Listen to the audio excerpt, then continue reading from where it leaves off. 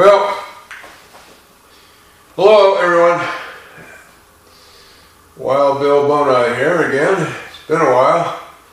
Nothing real exciting has been happening, so I haven't done any videos. Well, I should say nothing real exciting in terms of falconry. There have been a few things exciting in my life that I'm dealing with, but let's see, how can I bring you up to date? Let's see, I've purchased a home in Arizona, up where there's plenty of jacks and cottontail and quail, so I'm excited about that. And it's a nice home. I mean, I really like it. Like I say, I'm pleased. But right after I purchased the home, my urologist here in Oklahoma, where I'm at right now, told me that I had prostate cancer.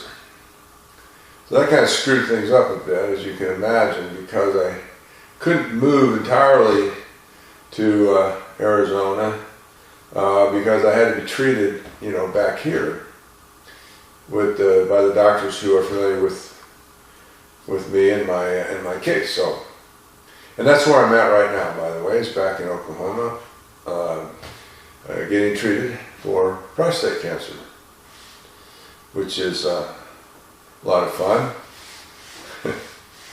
But they tell me there's a 80 to 85% success rate with this particular treatment that I'm using, that I'm having done, I should say. And so that's good. That's good.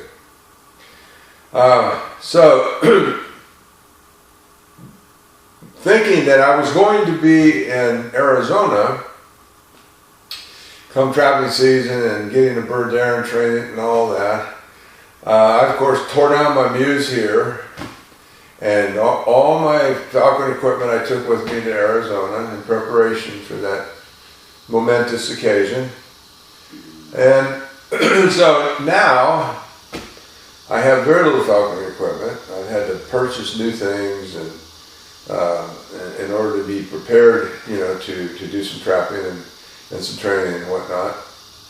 But I have, I told my wife that I was not going to train the bird in the house this time.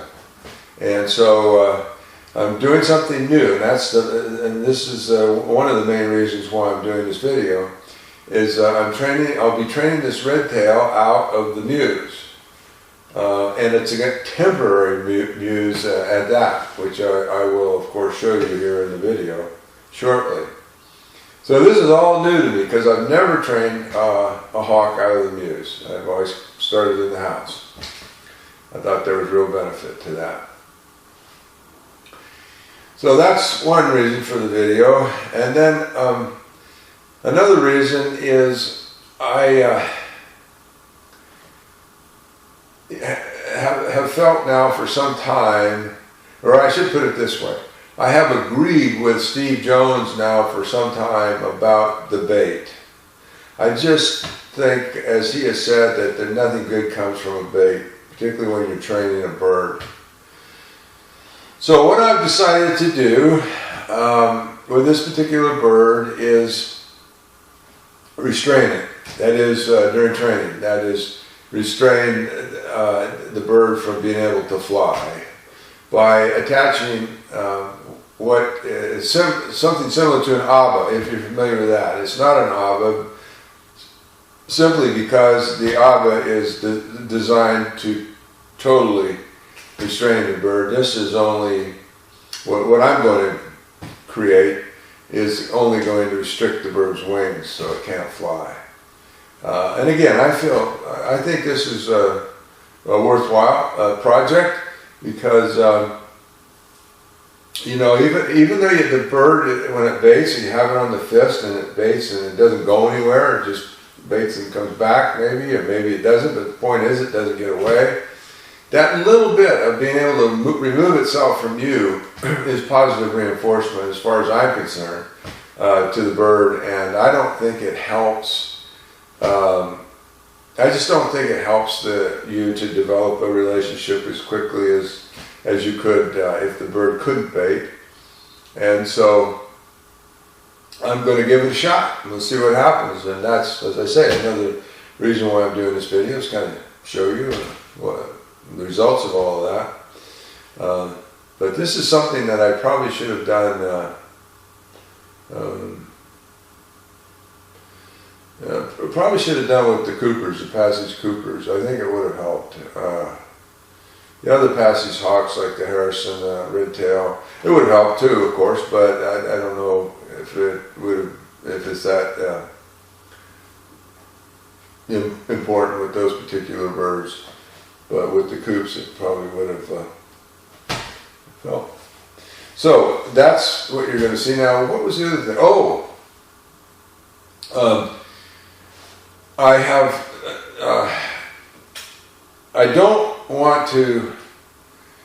Even though the bird's wings are going to be constrained right away, I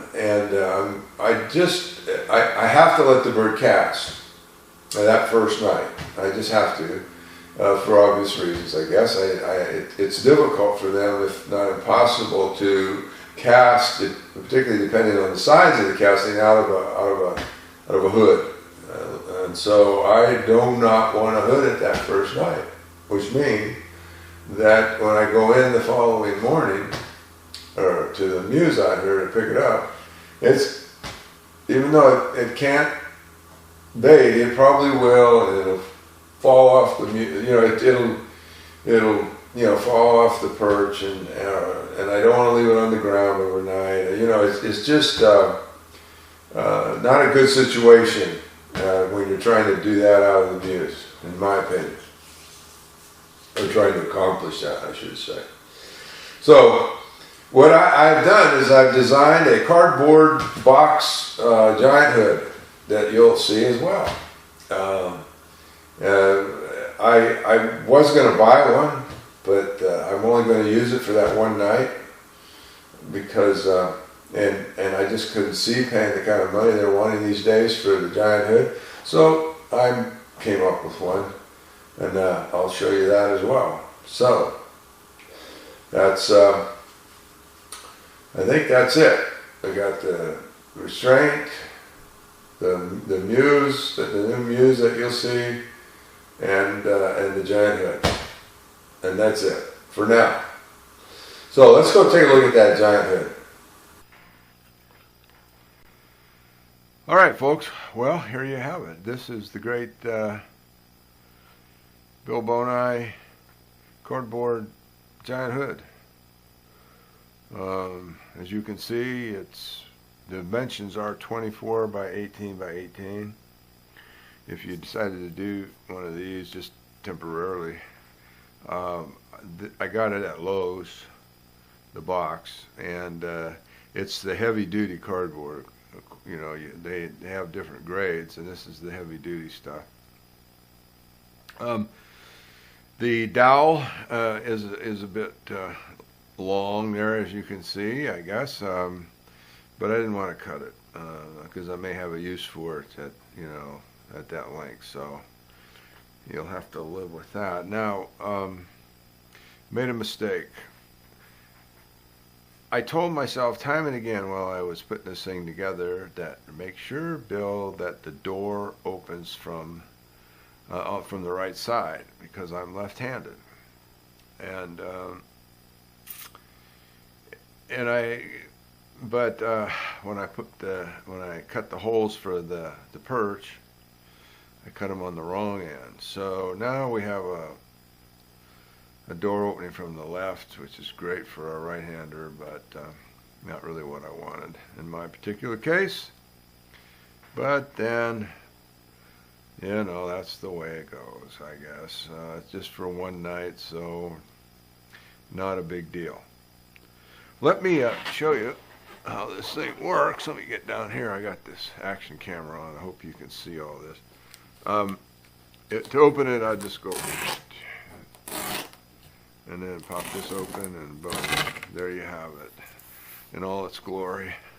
Let me back up here a little bit. I hope you can see it. I didn't want to use Velcro, but I didn't know what else to do to be honest, because Velcro makes a racket, and it's not good for these new birds to hear that sort of stuff. It gets them all freaked out.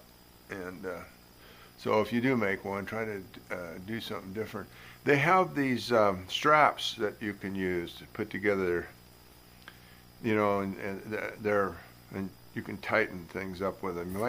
I thought about just running a strap all the way around and using that, you know, some way. Anyway, there it is. There it is. Let me open it again. And the next thing you'll see is the Muse.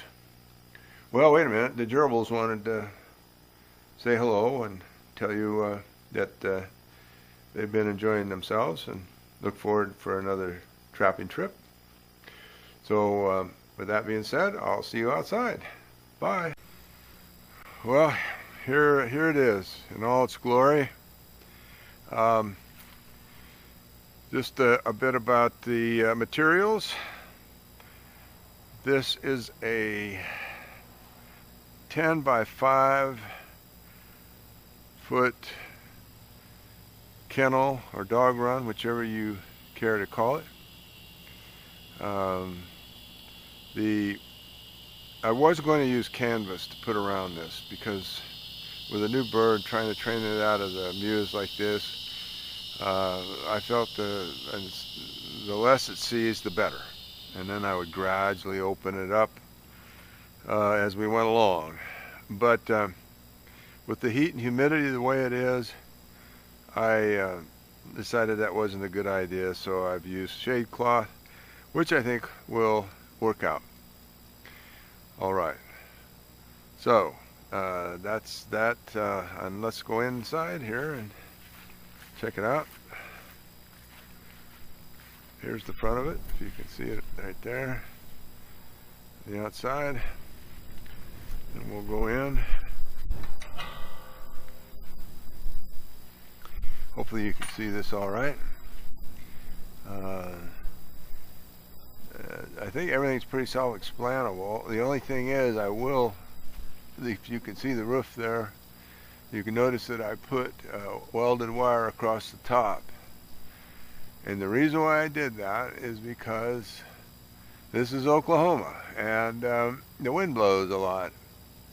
And I was afraid that maybe, I doubt it would happen, but if it did and it blew the top off, well, there goes the bird. So I put the welded wire on there just to be safe. The two sides are open, as you can see. That allows more circulation. I got two perches. I got it in the shadiest part that I could find here on the old property. And so I think it'll work out. We'll see. Well, I don't know what else to tell you. I think that's pretty much it. Let me close up the old door if I can. I always have problems with this thing. There we go.